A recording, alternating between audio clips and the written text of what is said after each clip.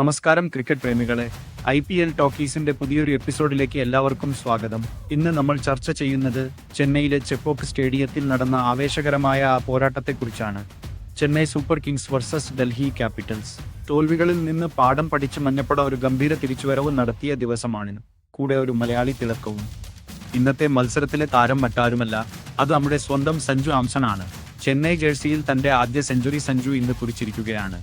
തുടക്കത്തിൽ ഋതുരാജ് ഗെയ്ക്വാദിനെ നഷ്ടപ്പെട്ട ചെന്നൈയെ സഞ്ജുവും യുവതാരം ആയുഷ് മാത്രേ ചേർന്ന് മുന്നോട്ട് നയിച്ചു. സഞ്ജുവിന്റെ ആ 115 റൺസ്, അത് വെറുമൊരു ഇന്നിംഗ്സ് ആയിരുന്നില്ല. 56 പന്തിൽ 15 ഫോറുകളും 4 സിക്സറുകളും. സ്പിന്നർമാരെയും പേസർമാരെയും ഒരുപോലെ സഞ്ജു നേരിട്ടു. കഴിഞ്ഞ കുറച്ച് മത്സരങ്ങളിലെ മോശം ഫോമിന് സഞ്ജു നൽകിയ മറുപടി ചെപ്പോക്കിനെ ഇളക്കിമറിച്ചു എന്ന് തന്നെ പറയാം. സഞ്ജുവിനൊപ്പം നിൽക്കേണ്ട ഒരാളാണ് ആയുഷ് മാത്രേ.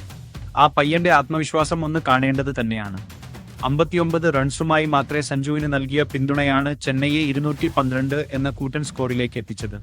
അവസാനം ശിവം ദുബെയുടെ ചെറിയൊരു വെടിക്കെട്ട് കൂടിയായപ്പോൾ ഡൽഹിയുടെ ബൗളർമാർ അക്ഷരാർത്ഥത്തിൽ നിസ്സഹായരായി.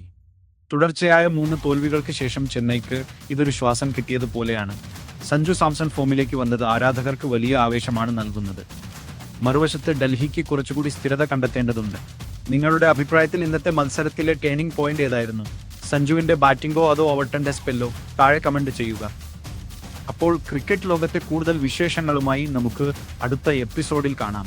നന്ദി, നമസ്കാരം.